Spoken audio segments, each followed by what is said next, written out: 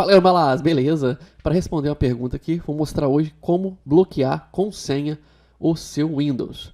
Existem duas formas básicas. A primeira, que não é o objetivo desse vídeo, é indo no botão iniciar, indo na sua foto e nome, né, de usuário e clicando nela para aparecer esse menu e você vai clicar em bloqueio. Essa é a forma mais comum que as pessoas geralmente usam.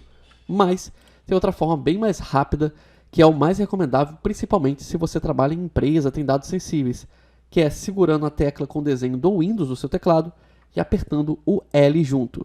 Ele vai habilitar a tela de bloqueio, como você está vendo. Para sair, basta apertar qualquer tecla do seu teclado, ele vai pedir a senha e o usuário só consegue entrar no seu computador se tiver a senha. Então, é mais segurança para você, beleza? Foi uma dicasinha rápida, então não deixe aí de...